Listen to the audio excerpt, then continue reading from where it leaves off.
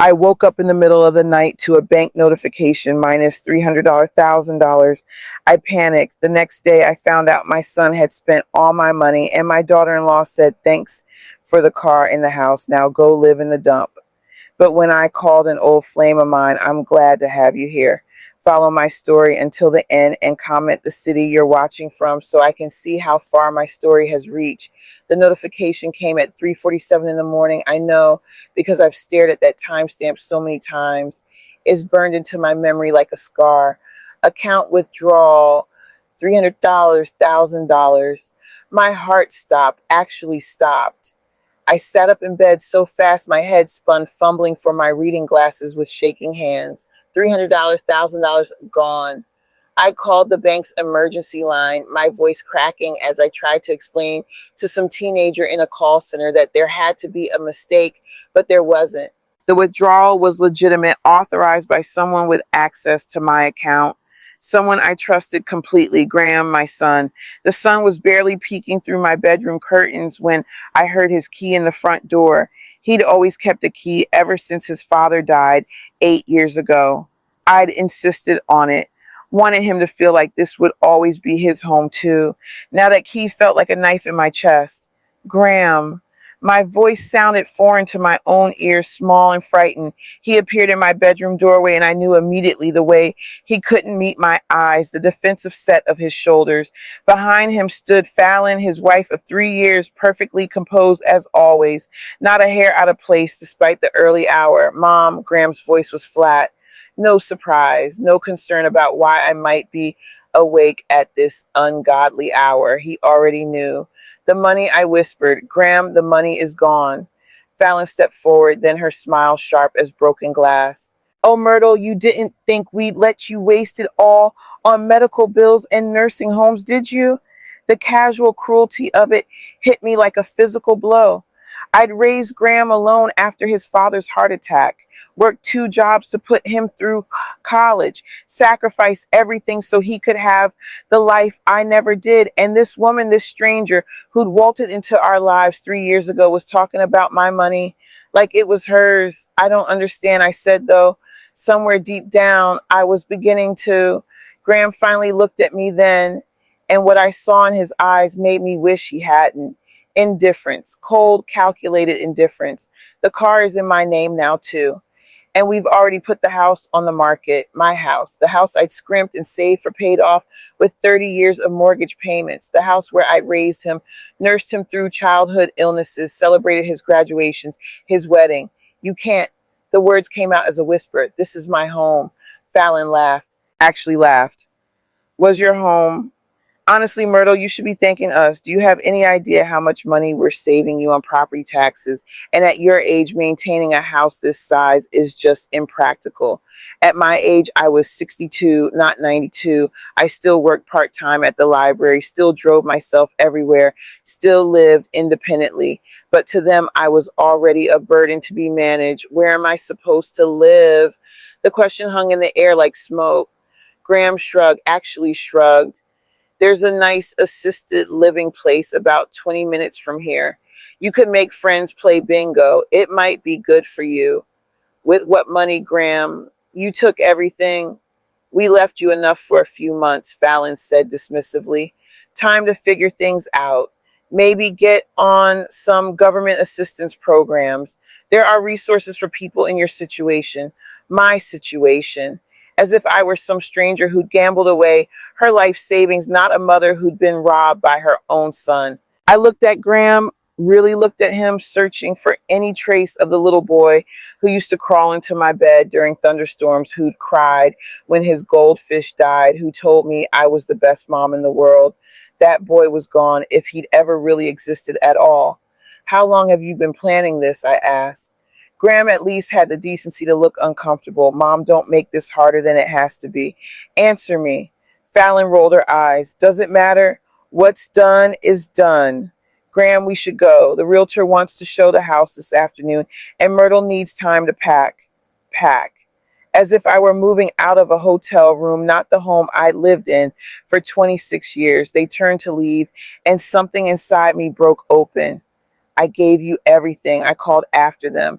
Everything I had, everything I was, I chose you over everyone else, over every opportunity, over every chance at happiness. How can you do this to me? Fallon paused at the bedroom door, looking back at me with something that might have been pity if it weren't so cold. You chose to be a martyr, Myrtle. That's not our fault. And then they were gone, leaving me alone in the house that was no longer mine, with nothing but the clothes on my back and the crushing weight of a truth I'd been too blind to see. I had raised a stranger who saw me not as his mother, but as an obstacle to overcome. I sat there for hours staring at the walls that held 30 years of memories, all of them suddenly feeling like lies. The phone rang twice, but I didn't answer. What was the point? Soon there wouldn't even be a phone to answer. The sun climbed higher, and still I sat paralyzed by the magnitude of what had happened. My entire life reduced to nothing in a single night. No money, no home, no family who cared whether I lived or died. I thought about my sister, Margaret, who'd warned me years ago that I was spoiling Graham, making him too dependent. I'd stopped speaking to her because of it. I thought about the friends I'd lost touch with because Graham always needed something, always had a crisis that required my attention. I'd chosen him over everyone, over everything, and now I had nothing. The afternoon shadows were growing long when I finally moved my legs stiff from sitting in the same position for so long. I walked through the house like a ghost, touching familiar objects that were no longer mine, looking at photos that felt like they belonged to someone else's life. In the kitchen, I found the note they'd left on the counter. Fallon's precise handwriting outlined the timeline. House showing tomorrow, closing in 2 weeks, assisted living facility brochure attached. Everything neat and organized as if they were helping me plan a vacation instead of destroying my life. That's when I saw it tucked behind the sugar canister where I kept important phone numbers written on scraps of paper. A business card yellowed with age, the corners soft from handling. Victor Hartley Property Development. I kept it all these years, though I couldn't say why. Victor. I hadn't thought about him in months, maybe years, but suddenly his name filled my mind like a lifeline thrown to a drowning woman. We'd been close once, very close, before Graham was born, before I'd made the choice that defined the rest of my life. My hand shook as I dialed the number, not even sure it would still work after all these years. It rang once, twice, 3 times. I was about to hang up when I heard his voice, older, but unmistakably him. Victor Hartley. I opened my mouth to speak, but no words came out. What could I possibly say? How could I explain what had happened, what I'd become? Hello, he said again. Is someone there? Victor, I whispered. It's Myrtle. The silence that followed lasted forever. Mr. Victor's voice was softer now, careful. My God, Myrtle, are you all right? That simple question asked with genuine concern broke something inside me that had been holding back a flood. I started crying, then not the dignified tears of a woman in control, but the raw, ugly sobs of someone who'd lost everything. No, I managed between gasps. No, I'm not all right, Victor. I'm so sorry to call you after all these years. I don't have anyone else. Where are you? I'm at home. I was at home. It's not mine anymore. Nothing's mine anymore. The words tumbled out in a rush, making no sense. But I couldn't stop them. They took everything, Victor. Everything. Who took everything? Myrtle talked to me. So I did. I told him about waking up to the bank notification about Graham and Fallon, standing in my bedroom like executioners, about the house being sold out from under me. I told him about the assisted living brochure and the casual cruelty in Fallon's voice when she called me a martyr. Victor listened without interrupting, and when I finally ran out of words, he was quiet for a long moment. I'll be there in an hour, he said finally. Victor, no, you don't have to. I'll be there in an hour, Myrtle. Don't go anywhere. The line went dead, and I stared at the phone in my hand, not sure whether I should feel relief or embarrassment. I hadn't seen Victor in person in over 15 years, not since Graham's college graduation, where we'd exchanged polite small talk across a crowded restaurant. Before that, our paths had crossed occasionally over the years, at the grocery store, at community events, always with that awkward dance of people who once meant everything to each other and now were strangers. I caught sight of myself in the hallway mirror and winced. My hair was a mess, my face puffy from crying, still in the same nightgown I'd thrown on when the bank notification woke me. I looked exactly like what I was, a woman who'd been discarded. 40 minutes later, I heard a car in the driveway. I peeked through the living room curtains and saw a silver Mercedes pulling up to the curb. Victor stepped out and my breath caught. He was still tall, still moved with that confident stride I remembered, but his hair had gone completely silver, and he was wearing clothes that spoke of success. Expensive suit, polished shoes, everything about him radiating the kind of prosperity I'd never known. When I opened the door, he took one look at me and his expression shifted to something that might have been anger, though I couldn't tell if it was directed at me or my situation. Jesus, Myrtle, what have they done to you? I stepped aside to let him in, suddenly aware of how shabby the house must look to him now. The furniture was old, the carpet worn thin, in places everything showing the signs of someone who'd spent years making do with less. Victor walked into the living room and turned to face me. Up close, I could see the lines around his eyes, the weight he carried in his shoulders, but he was still handsome, still the man who'd once told me I was beautiful and meant it. Sit down, he said gently. Tell me everything again, slowly this time. So I did, starting from the beginning. I told him about Graham's childhood, how he'd struggled in school, how he'd needed extra help with everything.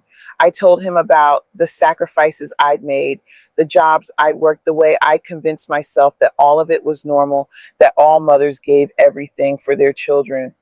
You remember how he was when he was little, I said, trying to make Victor understand. He was sensitive, needed more attention than other kids. After his father died, he was so lost. I thought if I just gave him enough love, enough support. Victor's jaw tightened. Myrtle Graham was never sensitive. He was calculating. That's not true.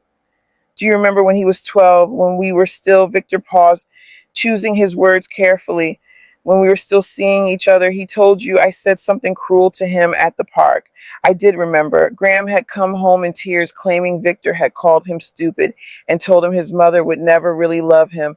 It had been the beginning of the end for Victor and me, that incident. I believed my son without question. I never said those things, Myrtle. I was never alone with him that day. He made it up.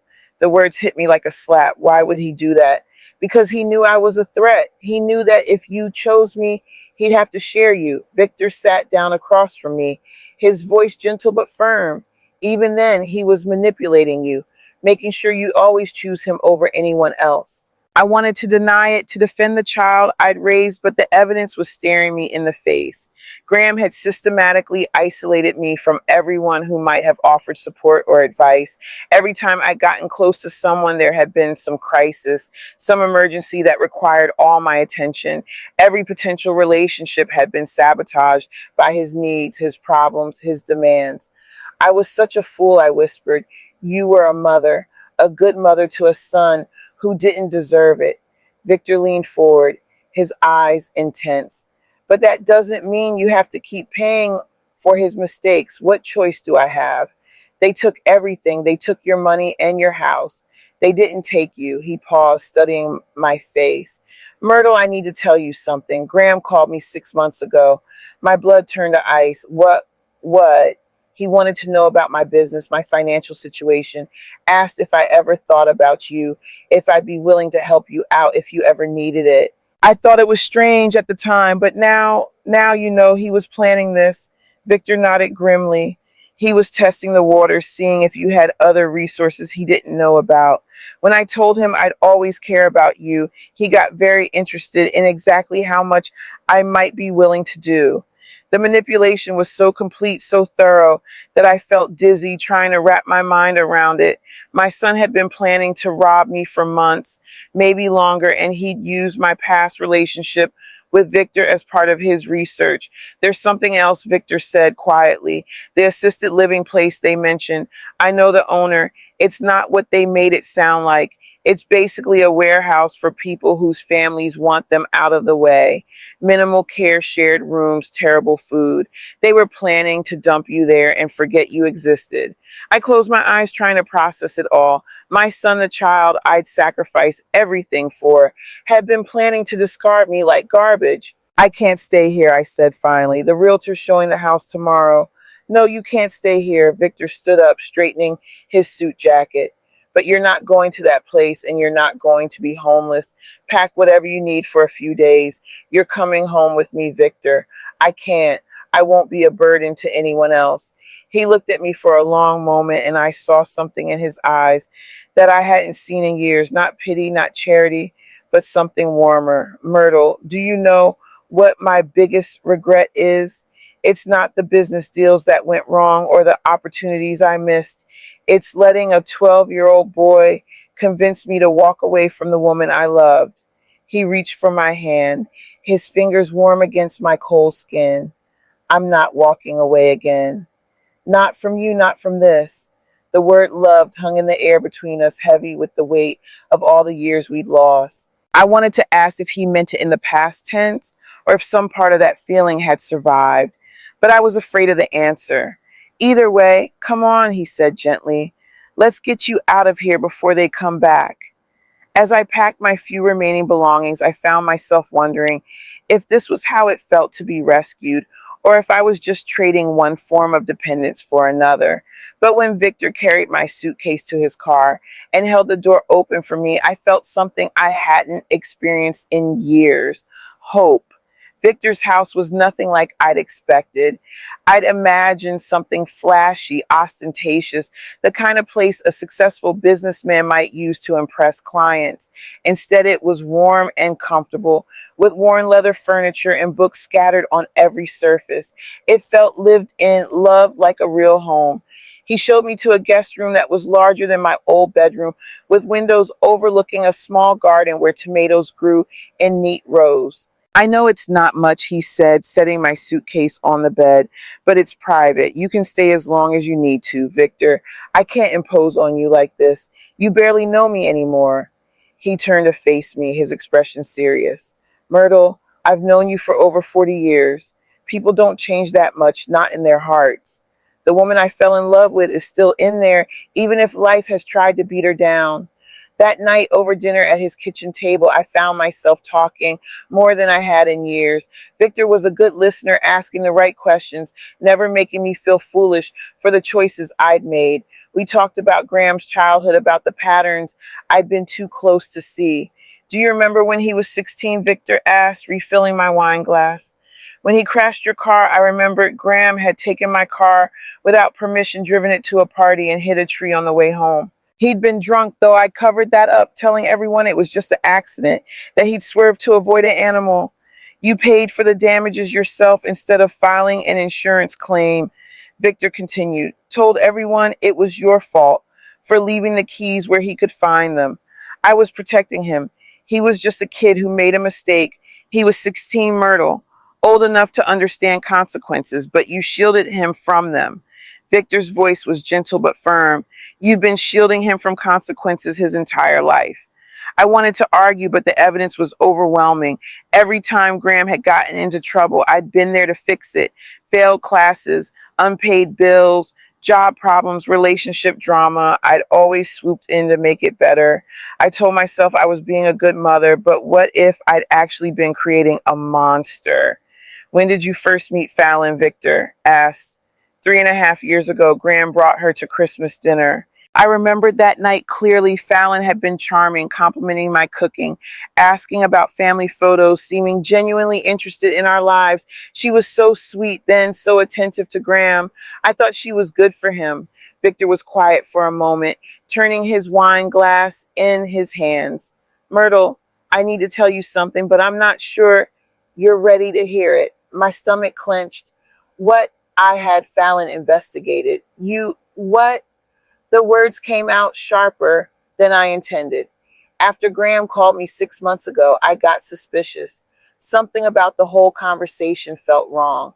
So I hired someone to look into his situation and into hers. Victor reached across the table and pulled out a manila folder I hadn't noticed before. Her real name is Felicity Langston. Fallon is her middle name. He opened the folder and spread out several documents, photos, marriage certificates, court records. My head spun as I tried to process what I was seeing. She's been married 4 times before, Graham, Victor said quietly. Each time to a man with elderly parents or relatives with money. Each time there were financial irregularities, mysterious transfers, property sold under questionable circumstances. I stared at the photos, Fallon with different men, different names, but always the same calculating smile. She's done this before 3 times successfully. The fourth husband figured it out before she could clean him out completely. That's when she moved here and found Graham. Victor's voice was grim. She didn't fall in love with your son, Myrtle. She researched him, found out about you, about your savings, about the house. She chose him specifically because he had access to what she wanted. The room felt like it was tilting. Everything I believed about the past 3 years, about my son's marriage, about the woman I welcomed into my family was a lie. How could Graham not know? Maybe he didn't at first, but look at this. Victor showed me bank records, credit reports, documents I couldn't fully understand, but that painted a clear picture. They've been moving money around for over a year, small amounts at first and larger ones. Your son wasn't just a victim in this murder, he became her partner. I felt sick, physically, genuinely sick. My son hadn't just betrayed me, he'd actively participated in a con game designed to destroy me. There's more, Victor said gently. The house sale isn't going to a legitimate buyer. It's going to a shell company that Fallon controls. They're planning to flip it immediately for twice what they're paying themselves. And the assisted living place isn't just inadequate, it's where inconvenient family members go to die quietly. Die. My voice was barely a whisper. The mortality rate there is significantly higher than the state average. Patients tend to have complications that speed up the natural process. Nothing that would trigger an investigation, just neglect that leads to predictable outcomes.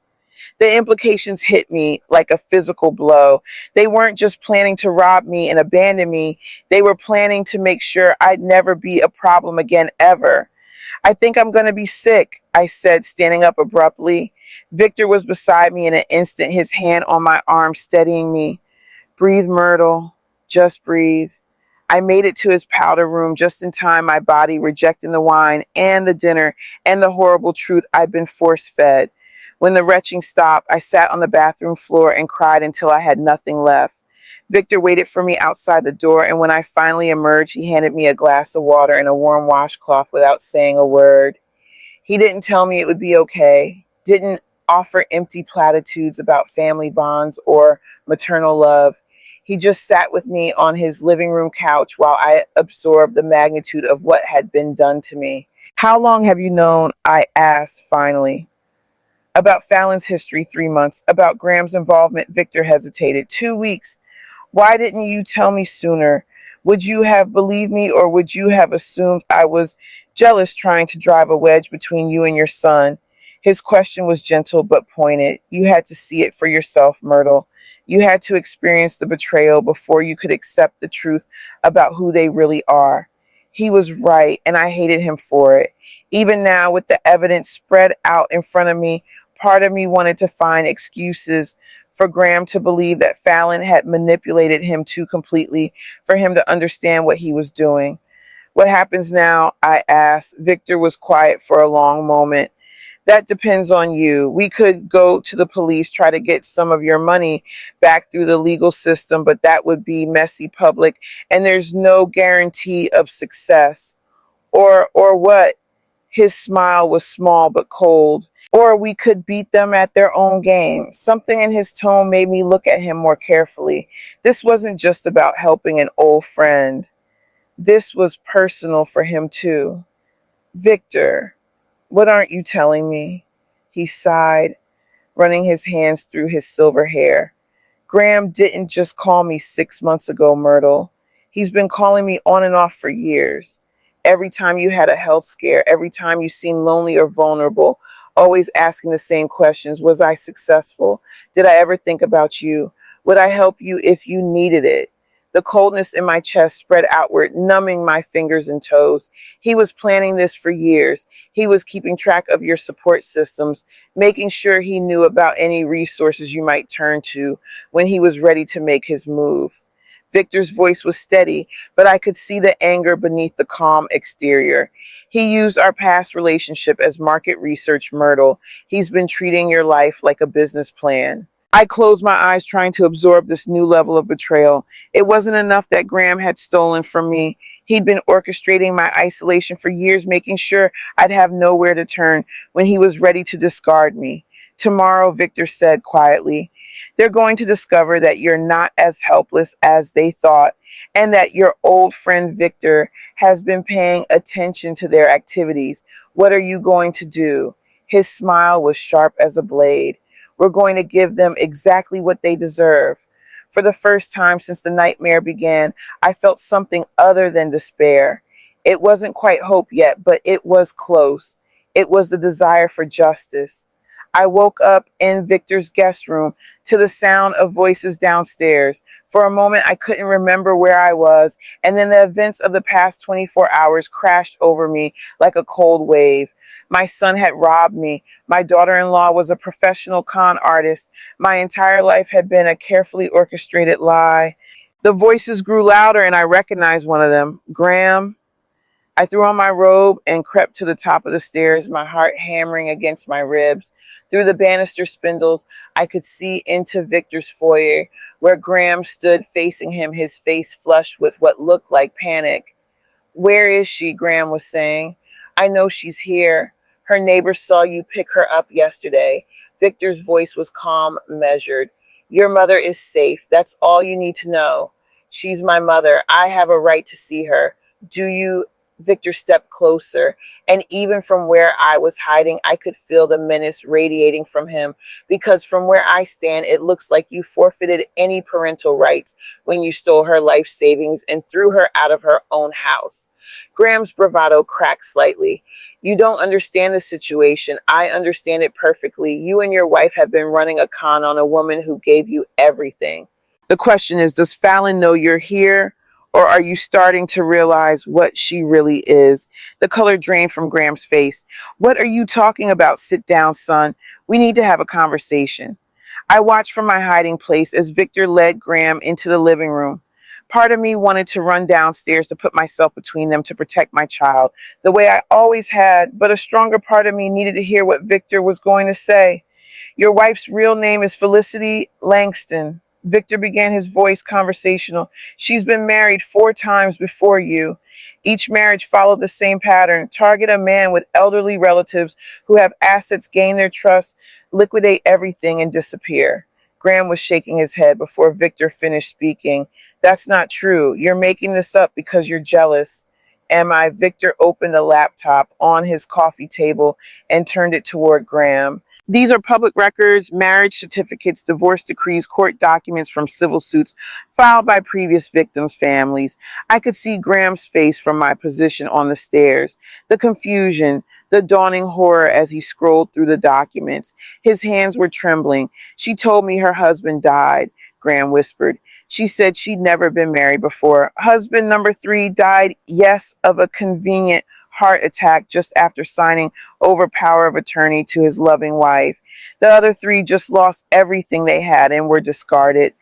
Victor's voice was clinical, detached. You were never her partner, Graham. You were her mark, just like your mother. The only difference is that you were useful for accessing what she really wanted. Graham looked up from the laptop, his face gray. The money's gone, isn't it? All of it. Most of it. She's been funneling it through a series of accounts, converting it to assets she can liquidate quickly. The car, the house sale, even the furniture you've been buying, it's all part of an exit strategy. But we're married. We're planning a future together. Victor's laugh was harsh. Are you... When's the last time you saw her? Graham's mouth opened and closed like a fish gasping for air. I realized I already knew the answer. Fallon hadn't been with him at my house yesterday morning when they delivered their cruel ultimatum. She hadn't been with him just now when he'd come looking for me. She left, Graham said finally, the words barely audible. 2 days ago, she said she had to visit her sick aunt in Phoenix, but she took her jewelry, her clothes. His voice cracked. Oh God, she's gone, isn't she? The Phoenix story is covered. She's probably in Mexico by now, or the Caribbean somewhere without extradition treaties. Victor closed the laptop. You've been abandoned, Graham, just like you abandoned your mother. I watched my son crumble in Victor's living room, his face in his hands, his shoulders shaking with sobs that sounded like they were being torn from his chest. Part of me wanted to feel sorry for him, to remember the little boy who used to need me to check for monsters under his bed. But the woman in me, the one who'd been thrown away like garbage, felt something colder. Justice. What happens now? Graham asked through his tears. That depends. The house sale is supposed to close next week, but it's going to a company that doesn't exist anymore. I had it dissolved yesterday. Victor's smile was thin. The car is registered in your name, but the loan was co-signed by your mother using fraudulent documents. The bank will be repossessing it this afternoon. Graham looked up sharply. You can't do that. I already have. You see, unlike you, I actually know how these games work.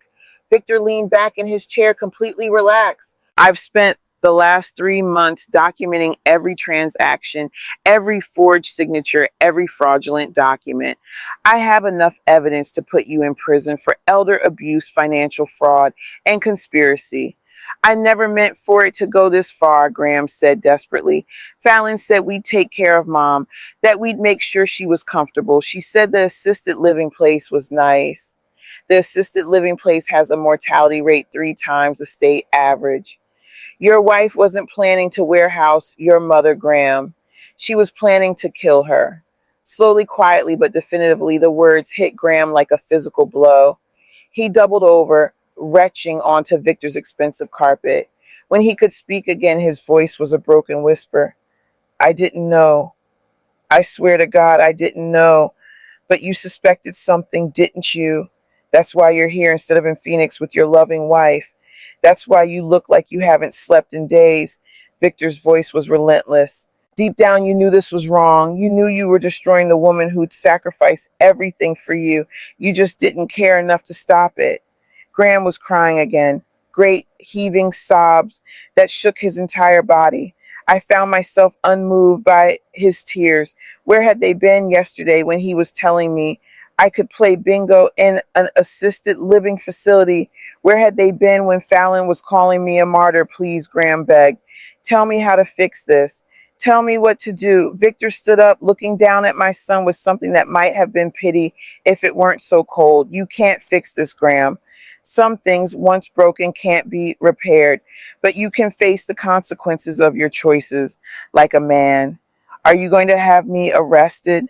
That's not my decision to make. Victor looked up toward the stairs, directly at where I was hiding. That's up to your mother. Graham followed his gaze and saw me there in my robe and slippers, clutching the banister like it was the only thing keeping me upright. For a moment, we just stared at each other across the space that had opened between us, a space wider than the physical distance, deeper than the years of manipulation and lies. Mom, he said, and his voice was the same one he'd used as a child when he'd broken something precious and was hoping I'd forgive him without consequences. I walked down the stairs slowly, each step feeling like it weighed 100-pound sons.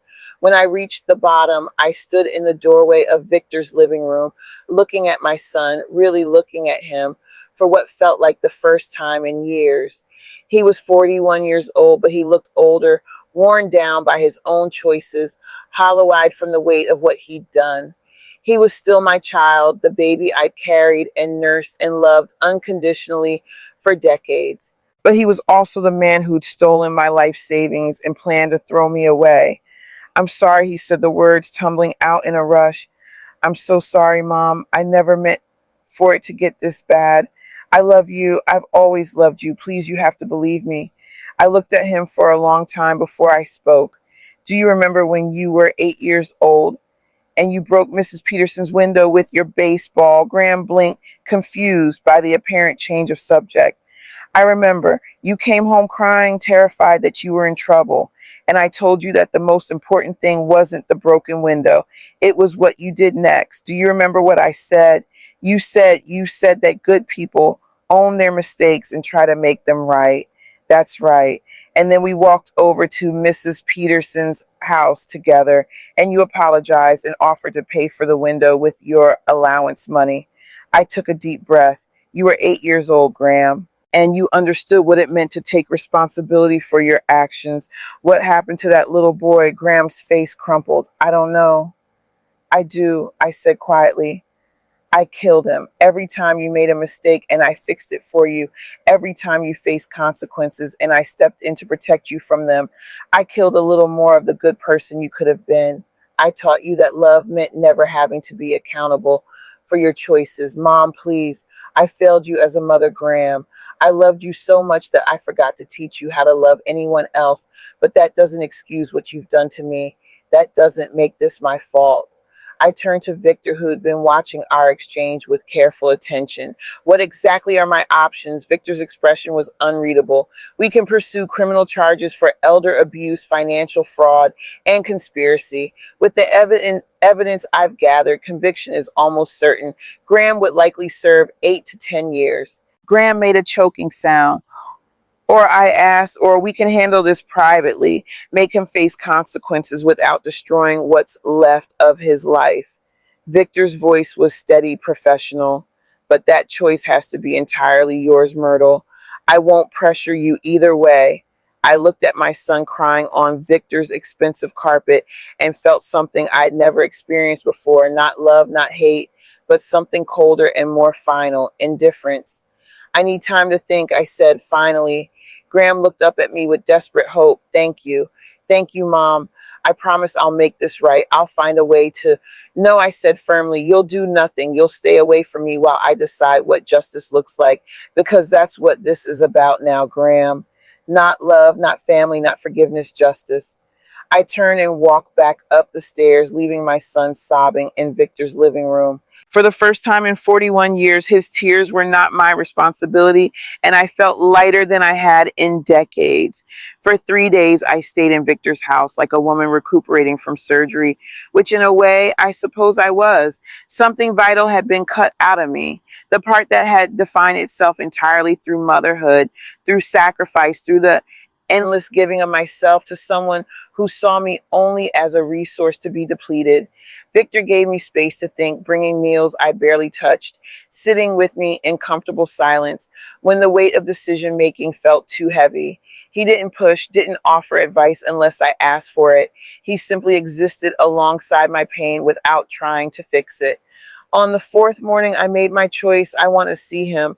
I told Victor over coffee, but not here, somewhere neutral.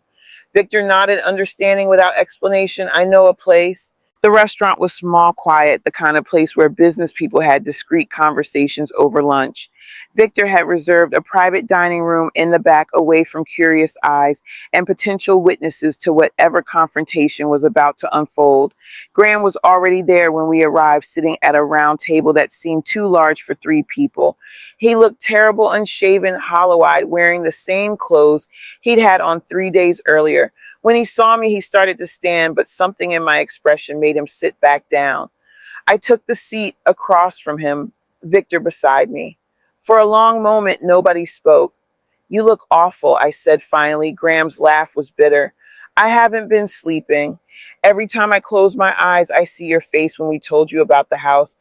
I keep thinking about what almost happened to you, what Fallon was planning. His voice broke.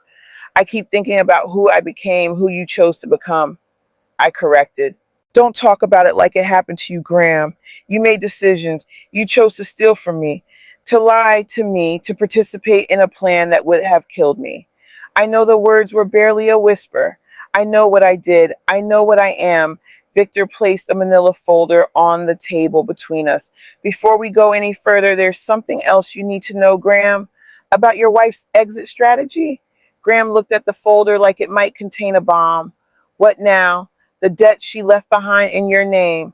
Victor opened the folder, revealing a stack of documents, credit cards, personal loans, a second mortgage on property you didn't know you owned. She's been using your identity for months to accumulate debt. Graham's face went white as he flipped through the papers. $200, $1,000. How is that possible? Identity theft is easy when you have access to someone's personal information 24 hours a day. She's been building a debt portfolio in your name while liquidating assets in hers. When she disappeared, you became responsible for everything. But we're married. Isn't she legally responsible too? Victor's smile was cold. Check the last document. Graham found it at the bottom of the stack. Divorce papers filed in Nevada 3 days before Fallon disappeared. According to the document, she'd cited irreconcilable differences and claimed abandonment as grounds for expedited processing. She divorced me. Graham's voice was a strangled whisper. When did she even go to Nevada? Remember that weekend she said she was visiting her college roommate in Las Vegas. She was establishing residency for a quick divorce. Victor's voice was clinical, detached. You've been divorced for a week, Graham. You just didn't know it. I watched my son absorb this final betrayal. The last piece of evidence that everything he'd believed about his marriage, his life, his future had been an elaborate fiction. The woman he'd helped steal from his own mother had been planning to destroy him too. She never loved me, he said, the words falling into the silence like stones into deep water. No, I said simply, she didn't, but I did, Graham. For 41 years, I loved you more than my own life. And you threw that away for someone who saw you as nothing more than a tool to get what she wanted. Graham's shoulders shook with silent sobs. When he could speak again, his voice was raw. How do I live with this? How do I wake up every day knowing what I've done to you? I don't know.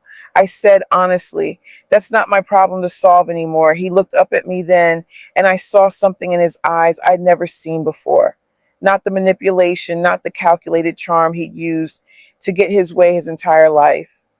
Just genuine, devastating regret. What are you going to do about the charges? I looked at Victor, who'd been watching our exchange with careful attention. Tell him about the offer. Victor straightened, shifting into what I come to recognize as his business mode. Your mother and I have discussed this extensively. We're prepared to offer you a choice. Graham waited, hardly breathing. Option one, we file criminal charges, elder abuse, financial fraud, conspiracy, identity theft. With the evidence we have, you'd be looking at 10 to 15 years in federal prison. Your life as you know it would be over. Graham closed his eyes, his face gray. Option two, you accept responsibility for your actions and face consequences that we design, consequences that give you a chance to rebuild your life, but only if you prove you've learned something from this experience. What kind of consequences? I leaned forward, my voice steady and clear. You'll sign a confession detailing everything you did, everything Fallon did, and everything you knew about her plans.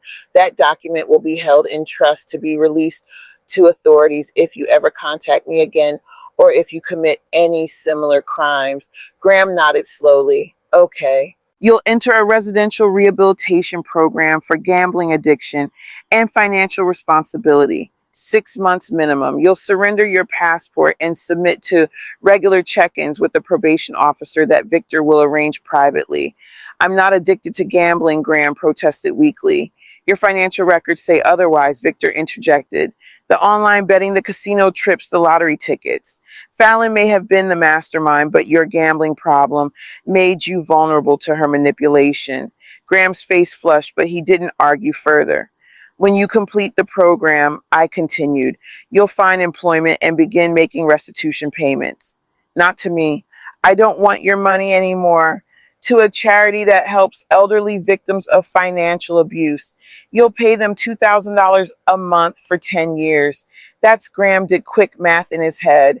That's $240,000 less than what you stole from me, I said calmly, and far less than what a defense attorney would cost you.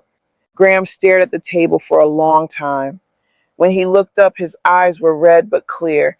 And if I agree to all this, you won't press charges. If you complete every requirement successfully, if you prove that you understand the magnitude of what you've done and you never commit another crime, then yes, you'll have a second chance to build a life worth living.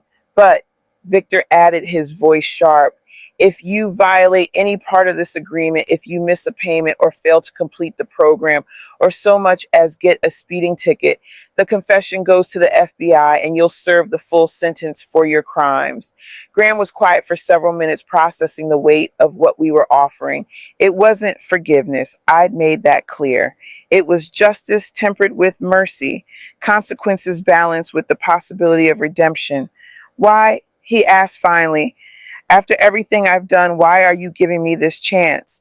I considered the question carefully. The answer wasn't simple, wasn't rooted in maternal love or family obligation. Those bonds had been severed permanently.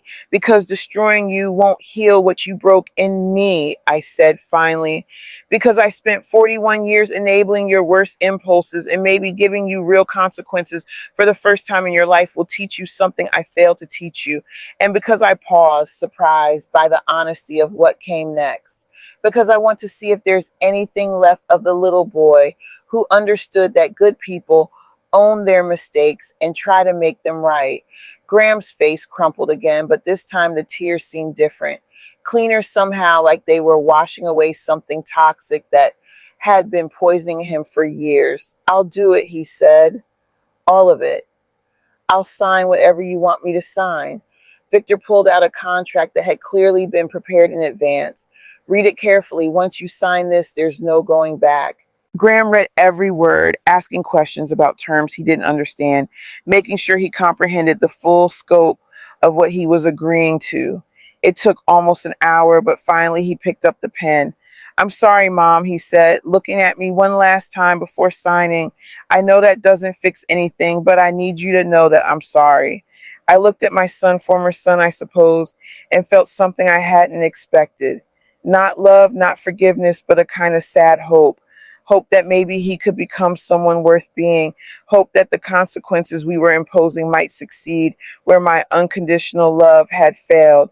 I know you are, I said quietly, but sorry isn't enough anymore, Graham.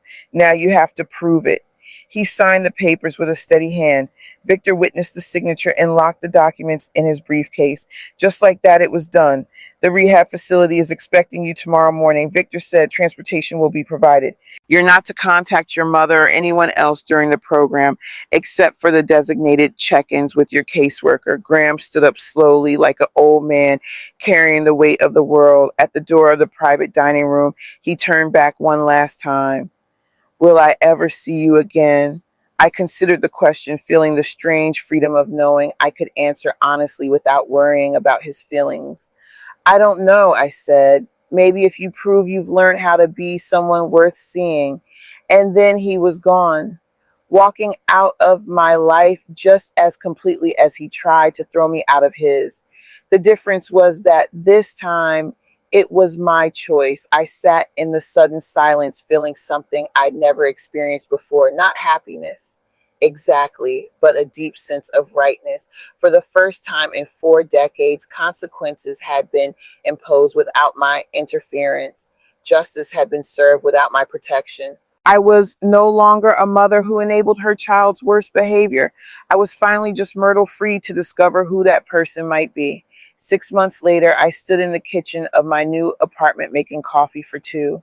The morning light streamed through windows that overlooked a small courtyard where children played while their parents chatted on benches. It was the kind of scene I'd watched from a distance for years, always rushing past on my way to solve someone else's crisis, never pausing to appreciate the simple beauty of ordinary life. The apartment wasn't large, but it was mine. Victor had helped me find. It had insisted on paying the security deposit when I'd protested that I could handle my own finances. We'd had our first real argument about that, actually. I'd accused him of trying to rescue me the way I'd always rescued Graham. He'd accused me of being too proud to accept help from someone who cared about me. We'd both been right. The coffee smells amazing, Victor said, appearing in the doorway with his hair still mused from sleep. We've been taking things slowly, rediscovering each other after 40 years of separate lives. Some nights he stayed over, some nights he didn't. It was a rhythm we were still learning, but it felt right in a way that nothing had felt right in years.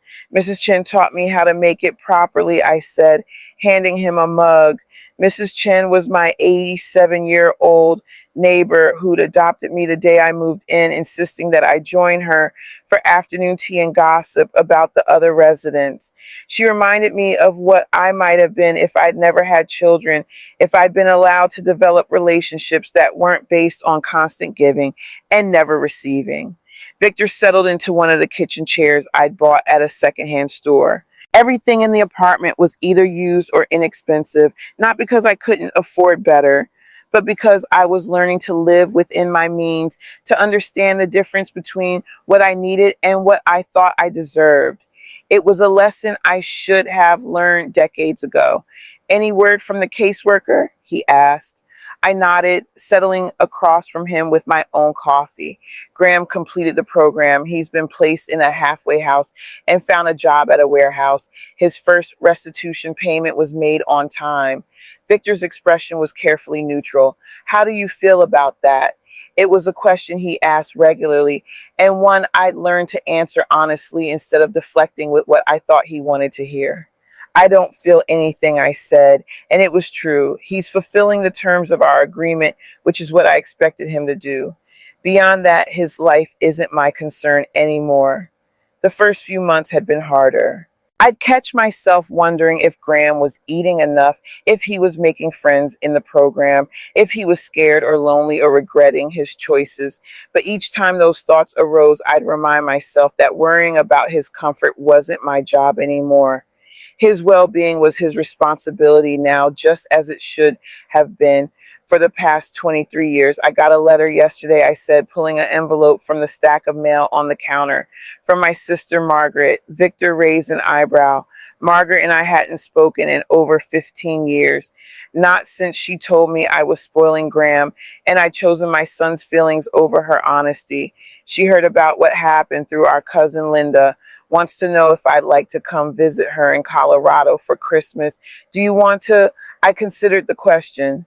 The old Myrtle would have automatically said no, would have found reasons why she couldn't possibly leave town, couldn't possibly put herself first. But the woman I was becoming had different priorities. I think I might, I said. She mentioned that her daughter Sarah just had a baby. I've never met my great niece. Victor smiled, the kind of smile that reached his eyes, and reminded me why I'd fallen in love with him 4 decades ago. I think that sounds wonderful. We drank our coffee in comfortable silence, reading different sections of the newspaper, occasionally sharing interesting articles or commenting on the weather. It was the kind of mundane domestic routine I'd never experienced, having spent my adult life managing crises and emergencies instead of enjoying peaceful mornings. My phone rang and I glanced at the caller ID before answering. Hello, Detective Morrison. Victor looked up sharply. Detective Morrison was the officer who'd been handling the investigation into Fallon's other victims, the families she'd conned before targeting Graham and me. Mrs. Hartwell, I wanted to update you on the Langston case. We've arrested her in Costa Rica. She'll be extradited to face charges here within the month. I felt a mild satisfaction at the news, but not the vindictive pleasure I might have expected. Fallon's capture wouldn't undo the damage she'd caused, wouldn't restore the trust she'd shattered, or heal the relationship she'd destroyed. It was simply justice finally catching up with someone who'd spent years evading consequences. Will I need to testify? I asked. Possibly, though we have enough evidence from the other cases that your testimony might not be necessary. I'll keep you informed. After I hung up, Victor reached across the table and took my hand. You okay? I'm fine. Better than fine, actually. I turned my hand over, interlacing our fingers. A year ago, news like that would have sent me into a panic. I'd have worried about Graham, about whether this would affect his recovery, about whether I should visit him or call him or somehow try to protect him from the stress of it all. And now I know that Graham is an adult who made his own choices and needs to live with the consequences. Fallon's arrest is a consequence of her choices, not something I need to manage or fix. I squeezed Victor's hand. I'm learning to let other people handle their own problems. It was a revelation that had come slowly through months of therapy and careful self-examination. Dr. Reyes, the counselor Victor had recommended, had helped me understand that my compulsive need to rescue Graham hadn't been love. It had been control. By constantly solving his problems, I'd maintained my importance in his life while preventing him from developing the skills he needed to function independently. I'm proud of you, Victor said quietly. I know how hard this has been. It's getting easier. I stood up, carrying our empty mugs to the sink. I used to think that love meant sacrifice, that being a good mother meant putting my child's needs before my own in every situation. But I'm starting to understand that real love sometimes means letting people face their own consequences, even when it hurts to watch. The doorbell rang and I went to answer it. Mrs. Chen stood in the hallway, holding a covered dish and wearing her best judgment face. "You have a man sleeping over again," she announced without preamble. "Good morning to you too, Mrs. Chen. Is he going to make an honest woman of you? Or are you just going to live in sin until you're both too old to enjoy it?" I laughed, actually laughed at her bluntness. The old Myrtle would have been mortified by such a direct question, would have stumbled over explanations and apologies, but I'd learned that Mrs. Chen's sharp tongue came with genuine affection and that her concern was rooted in friendship rather than judgment. "We're taking things slowly," I said, "figuring out who we are now, not who we were 40 years ago." Mrs. Chen pushed past me into the apartment, heading straight for the kitchen, where Victor was reading the sports section. "You," she said, pointing at him with a wooden spoon. "What are your intentions with my neighbor?" Victor looked up, completely unfazed by her interrogation. "To make her happy, if she'll let me." "Good answer." Mrs. Chen set her dish on the counter. "Beef stew, real food, not that processed garbage young people eat. You'll both waste away to nothing if you keep living on coffee and toast." She bustled around my kitchen like she owned it, pulling out bowls and arranging silverware. I learned not to argue with her when she was in nurturing mode. Besides, her cooking was extraordinary, and I was still learning to accept kindness without feeling obligated to return it immediately. "Mrs. Chen," I said, "would you like to have dinner with us tonight? Victor's making his famous lasagna." "Famous, is it?" She gave Victor a skeptical look. "I suppose I could supervise." "Make sure he doesn't poison you," Victor grinned. "I'd be honored by your supervision." As Mrs. Chen continued to rearrange my kitchen to her satisfaction, I felt something I rarely experienced in my adult life. Contentment, not the frantic happiness that came from solving someone else's problems, not the desperate joy of being needed, but a quiet satisfaction with the life I was building for myself. My phone buzzed with a text message and I glanced at it automatically. The number was unfamiliar, but the message made my blood run cold. "Mom, it's Graham. I got a new phone. Can we talk?" I stared at the screen, feeling the familiar tug of obligation and guilt. The old Myrtle would have called immediately, would have dropped everything to address whatever crisis or need had prompted him to reach out. But the woman I was becoming understood that his desire to talk didn't create an obligation for me to listen. I showed the message to Victor, who read it without comment. What do you want to do?" he asked. "Nothing," I said and meant it. The agreement was that he would have no contact with me during his rehabilitation. He's violated that agreement by sending this message. If he continues to contact me, the confession goes to the FBI. Are you going to respond?" I considered it for a moment, then deleted the message without replying. No, my silence is an answer too. Mrs. Chen, who'd been pretending not to listen while arranging my spice rack, nodded approvingly. "Good. Some people need to learn that not everything is about them." The rest of the day passed peacefully. Victor and I went grocery shopping for dinner. Ingredients stopped by the library where I'd started volunteering twice a week and took a long walk through the park where couples and families enjoyed the crisp autumn weather. It was an ordinary day, unremarkable in every way, except for how perfectly it fit the life I was choosing to build. That evening, as promised, Victor made the lasagna while Mrs. Chen supervised and offered unsolicited advice about everything from proper cheese grating technique to the ideal oven temperature. I sat at my small dining table watching them banter and tease each other and felt a warmth that had nothing to do with the wine we were sharing. This was what happiness looked like. I realized not the desperate highs and crushing lows of my relationship with Graham, but the steady pleasure of being surrounded by people who saw me as I was and chose to be in my life anyway. After dinner, Mrs. Chen declared the lasagna adequate and returned to her own apartment. Victor and I settled on my small couch, his arm around my shoulders as we watched an old movie on television. "Any regrets?" he asked during a commercial break. I thought about the question seriously. Did I regret the 40 years I'd lost to enabling behavior and misplaced priorities? Did I regret the life I might have had if I'd made different choices earlier. No, I said finally, I can't regret the path that brought me here. If I'd been a different person, made different choices, I might never have learned what I needed to learn. I might never have understood the difference between love and control, between helping and enabling. And if Graham completes his program, if he changes, becomes someone worth knowing again, then maybe someday we'll have a conversation about whether there's a place for him in my life. But it will be my choice made on my terms based on who he proves himself to be. I settled more comfortably against Victor's shoulder. And if he doesn't change, if he remains the selfish, manipulative person he was, then I'll know I made the right decision in walking away. Victor pressed a kiss to the top of my head. Either way, you'll be fine. Yes, I said, and felt the truth of it settle into my bones. I will be outside.